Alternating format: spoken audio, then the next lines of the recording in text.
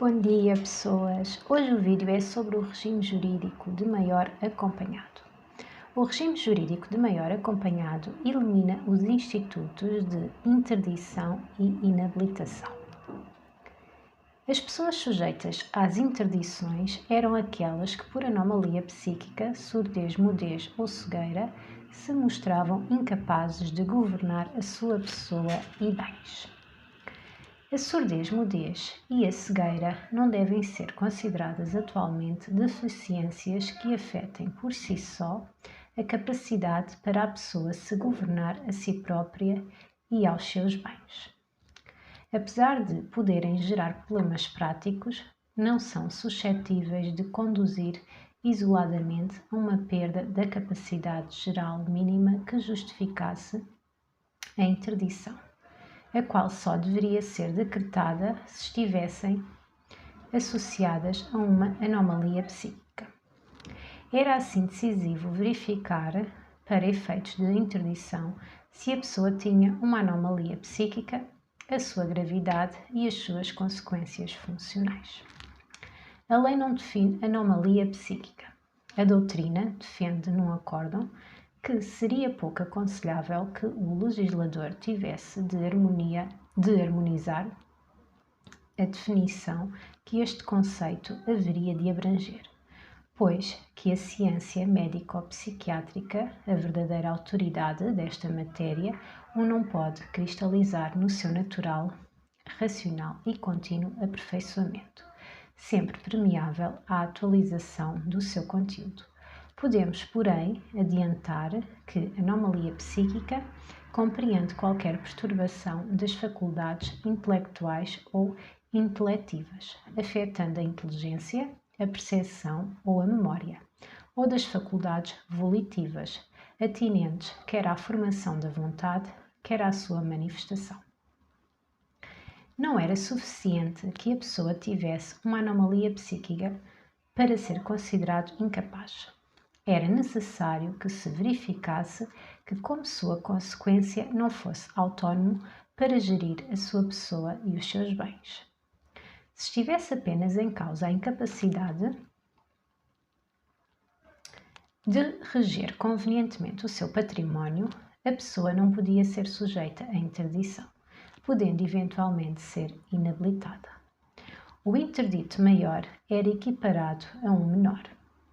Já as pessoas sujeitas à inabilitação eram aquelas cuja anomalia psíquica, surdez, mudez ou cegueira, embora de caráter permanente, não eram de tal modo grave que justificasse a sua interdição, assim como aquelas que, pela sua habitual prodigalidade, isto quer dizer, com comportamentos repetidos, portanto, muitas vezes, ou pelo o abuso de bebidas alcoólicas ou de estupefacientes, se mostravam incapazes de reger convenientemente o seu património. A inabilitação de uma pessoa pressupunha, por um lado, que existisse uma causa identificável e tipificada neste Instituto da Inabilitação, e, por outro lado, que essa pessoa se mostrasse incapaz de reger convenientemente o seu património. Como referi atrás, a surdez, mudez e a cegueira não são consideradas atualmente deficiências que afetem por si só a capacidade para uma pessoa reger convenientemente o seu património. Apesar de poderem gerar problemas práticos, não são suscetíveis de conduzir isoladamente a uma perda de capacidade geral mínima que justificasse a inabilitação, a qual só deveria assim ser decretada em caso de anomalia psíquica habitual prodigalidade. Portanto, muitas vezes se verificasse esse comportamento repetido, ou abuso de bebidas alcoólicas ou de estupefacientes. A lei não define que a anomalia psíquica tem de ser permanente. Assim, pode e deverá, após tratamento e respectivo acompanhamento, que seja reversível. Tendencialmente, a melhoria contínua na saúde para a autonomia deverá ser o objetivo, independentemente da patologia clínica. A gravidade da anomalia psíquica determinava a opção entre a interdição e a inabilitação. O incapaz será inabilitado, portanto, era inabilitado, se a incapacidade não for de tal modo grave que justificasse a sua interdição. Entende-se normalmente que a prodigalidade, comportamento repetido, que se consubstancia em gastos excessivos e injustificados, não bastava por si só para considerar alguém inabilitado. Era necessário, portanto, que o entendimento do inabilitando se encontrasse diminuído. A existência de gastos excessivos, ainda que alguém os considere injustificados e reprováveis, colide com a liberdade, que é um princípio fundamental do nosso ordenamento jurídico, tendo em conta que cada pessoa deve ter a possibilidade de fazer com o seu património aquilo que entender. No entanto, tendo sempre em consideração que cada caso é um caso, cada situação particular e individual é única, apesar das semelhanças. A generalidade nunca deve ser o princípio para avaliar uma situação própria. Assim, por exemplo, nada impede uma pessoa de, independentemente da idade, utilizar todo o seu património para fazer a viagem com que sempre sonhou, desde que essa escolha não ponha em causa, não ponha a própria pessoa em causa, não ponha em causa terceiros e as suas responsabilidades. A prodigalidade, portanto, o comportamento repetido, teria de ser habitual, lá está, teria de ser repetido, para ser causa da inabilitação, não bastando, em princípio, neste sentido, um ato isolado. É importante ter em conta que o regime da inabilitação visava tutelar o interesse do inabilitado, protegendo da sua incapacidade, e não o interesse de terceiros, nomeadamente dos potenciais herdeiros. O abuso de bebidas alcoólicas ou de estupefacientes também era causa de inabilitação. Não basta um ato isolado, devendo estar em causa um vício que limita a capacidade de entendimento do inabilitado. Não é suficiente que a pessoa tenha uma anomalia psíquica ou se encontre afetada por habitual prodigalidade ou pelo abuso de bebidas alcoólicas ou de estupefacientes, sendo ainda necessário que se mostre incapaz de reger convenientemente o seu património. Enquanto os interditos eram representados por um tutor, os inabilitados eram assistidos por um curador. Atualmente, uma atualidade recente, desde 2018, que estes institutos foram substituídos pelo regime jurídico de maior acompanhado. Esse novo instituto tem como objetivo assegurar o bem-estar do acompanhado ou a sua recuperação, garantindo o pleno exercício de todos os seus direitos e o cumprimento dos seus deveres. Eliminou os institutos da interdição e da inabilitação. Estes institutos tinham consequências significativas no que respeita à capacidade de governar a pessoa e os seus bens, sendo também altamente estigmatizante para o incapaz. Passa assim a existir, em vez de interdito ou inabilitado, e tutor ou curador, o acompanhado e o acompanhante. A mim, parece-me também pela terminologia dos termos escolhidos, que é um regime jurídico mais humanizado e menos estigmatizante, numa sociedade que infelizmente ainda apresenta alguns preconceitos em determinadas matérias, principalmente quando existem dois lados, sendo um deles mais frágil. Diz-nos que o maior impossibilitado, por razões de saúde, deficiência ou pelo seu comportamento, de exercer plena, pessoal e conscientemente os seus direitos, ou de nos mesmos termos cumprir os seus deveres, beneficia das medidas de acompanhamento previstas no Código Civil Português. Também a escolha das palavras que caracteriza este regime jurídico, como a eliminação da tipificação das causas para um termo mais genérico, faz dele mais integrativo e não tão tatuado. O acompanhamento do maior visa assegurar o seu bem-estar, a sua recuperação, o pleno exercício de todos os seus direitos e o cumprimento dos seus deveres, salvo as exceções legais ou determinadas por sentença. A medida não tem lugar sempre que o seu objetivo se mostre garantido através dos deveres gerais de cooperação e de assistência, que no caso caibam. Esta frase é importantíssima. Dou o exemplo da família, das relações estabelecidas pelo afeto, da união de facto pelo casamento. Sobre o casamento e tudo o que a ele respeita, tenho um vídeo aqui no nosso canal, onde informo os diferentes tipos de casamento que existem no ordenamento jurídico português: o casamento civil, o casamento católico e o casamento não católico.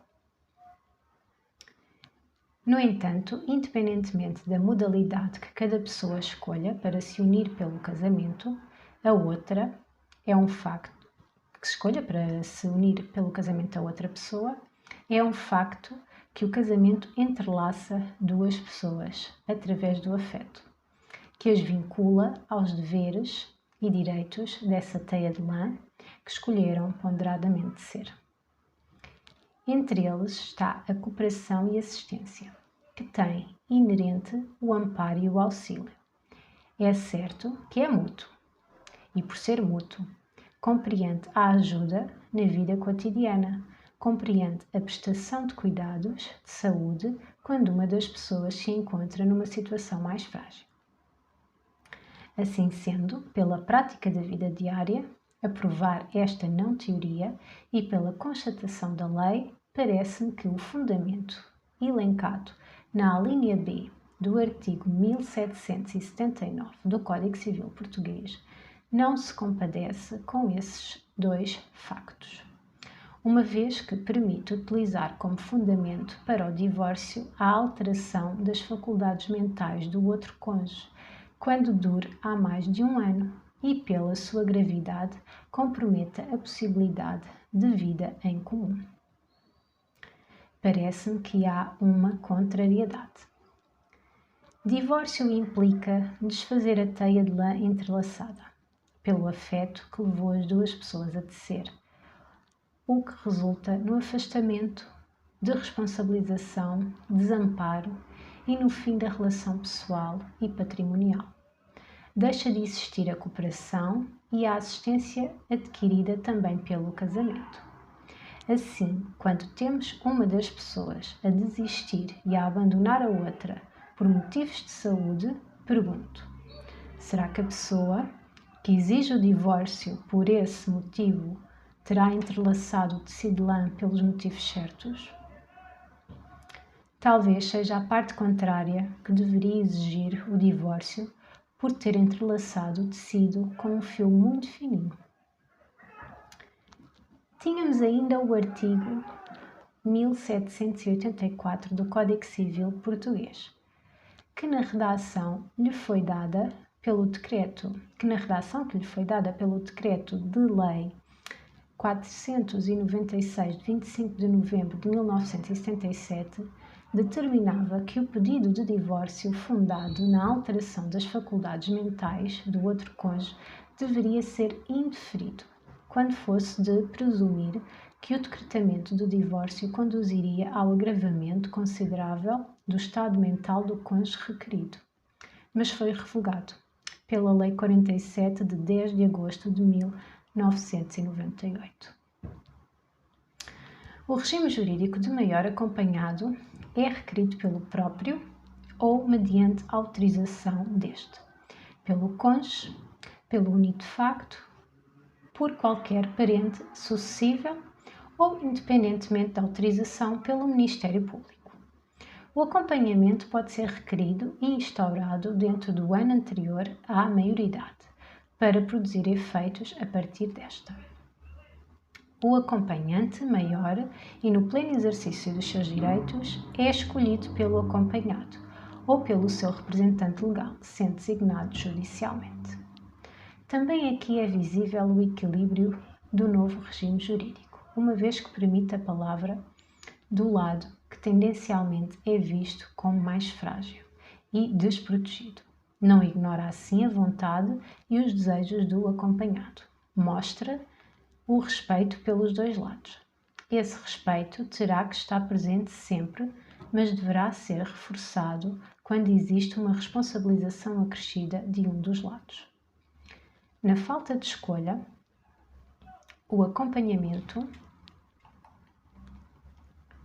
é deferido no respectivo processo à pessoa cuja designação melhor salvaguarda o interesse imperioso do beneficiário, designadamente ao cônjuge não separado judicialmente ou de facto, ao unido de facto, a qualquer dos pais, à pessoa designada pelos pais ou pela pessoa que exerça as responsabilidades parentais, em testamento ou em documento autêntico ou autenticado, aos filhos maiores, a qualquer dos avós, à pessoa indicada pela instituição em que o acompanhado esteja integrado, ao mandatário a quem o acompanhado tenha conferido poderes de representação, a outra pessoa idónea.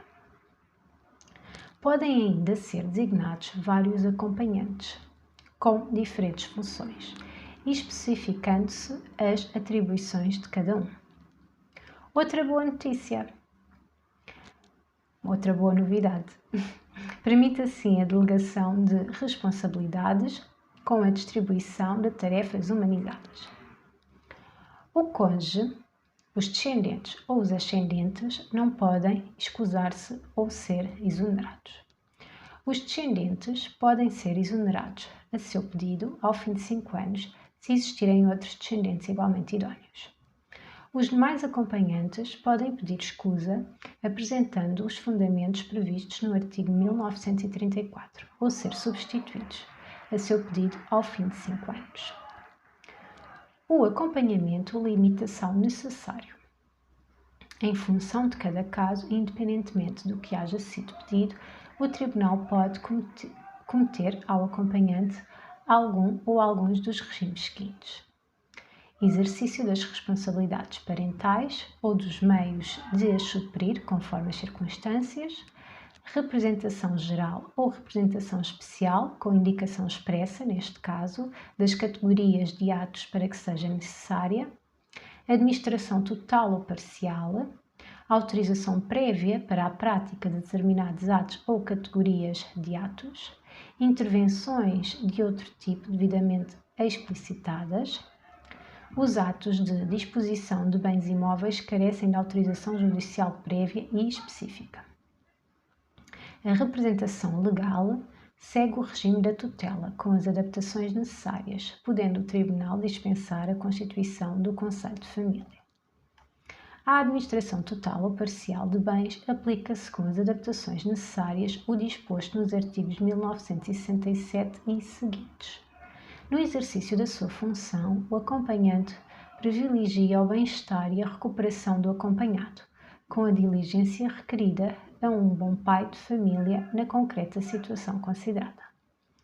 O acompanhante mantém um contacto permanente com o acompanhado, devendo visitá-lo no mínimo com uma periodicidade mensal ou outra periodicidade que o Tribunal considere adequada. O exercício pelo acompanhado de direitos pessoais e a celebração de negócios da vida corrente são livres, salvo disposição da lei ou decisão judicial em contrário. São pessoais, entre outros, os direitos de casar ou de constituir situações de união, de procriar, de perfilhar ou de adotar, de cuidar e de educar os filhos ou os adotados, de escolher profissão, de se deslocar no país ou no estrangeiro, de fixar domicílio e residência, de estabelecer relações com quem entender e de testar. O internamento do maior acompanhado depende da autorização expressa do Tribunal. Em caso de urgência, o internamento pode ser imediatamente solicitado pelo acompanhante, sujeitando-se à ratificação do juiz. O acompanhamento cessa ou é modificado mediante decisão judicial que reconheça a cessação ou modificação das causas que o justificaram. Quando existe conflito de interesses, devem os dois lados chegar a um entendimento através do bom diálogo, com respostas claras e abertas, privilegiando a comunicação assertiva. As funções do acompanhante são gratuitas, sem prejuízo da alocação de despesas, consoante a condição do acompanhado e o acompanhante. O acompanhante presta contas ao acompanhado e ao tribunal, quando cessa a sua função, ou na sua pendência, quando assim seja judicialmente determinado. Após decretada a sentença pelo tribunal, esta é comunicada à repartição do registro civil. A constatação do maior acompanhado é feita através da sentença que profere a decisão e ou da consulta da certidão de nascimento. Os atos praticados pelo maior acompanhado que não observem as medidas de acompanhamento decretadas ou a decretar são anuláveis, quando posteriores ao registro do acompanhamento, quando praticados depois de anunciado o início do processo, mas apenas após a decisão final e caso se mostrem prejudiciais ao acompanhado, o prazo dentro do qual a ação de anulação deve ser proposta só começa a contar-se a partir do registro da sentença. Aos atos anteriores ao anúncio do início do processo, aplica-se o regime da incapacidade acidental. O Tribunal prevê as medidas de acompanhamento em vigor de acordo com a periodicidade que constar da sentença, e no mínimo de 5 em 5 anos. O maior pode, prevenindo uma eventual necessidade de acompanhamento, celebrar um mandato para a gestão dos seus interesses, com ou sem poderes de representação. O mandato segue o regime geral e especifica os direitos envolvidos e o âmbito da eventual representação, bem como quaisquer outros elementos ou condições de exercício, sendo livremente revogável pelo mandante. No momento em que é decretado o acompanhamento, o Tribunal aproveita o mandato em todo ou em parte e tem-no em conta na definição do âmbito da proteção e na designação do acompanhante. O Tribunal pode fazer cessar o mandato quando seja razoável presumir que a vontade do mandante seria a de revogar. E por hoje termino mais um vídeo. Vou deixar na descrição do vídeo as referências que tive para a construção do conteúdo do vídeo, sendo certo que o Código Civil Português anotado de 2017 está sempre na base dos vídeos do canal das Almas Livres. Vou deixar ainda, como é habitual, 2 músicas. Uma delas fala-nos do vínculo, da teia de lã ou de outro tecido que prefiram pegar e que não querem deixar de esfiar. A outra música mostra-nos a importância de cuidar. Onde há amor, há cuidado, porque eu cuido de ti e tu cuidas de mim. Até ao próximo vídeo. Um beijinho!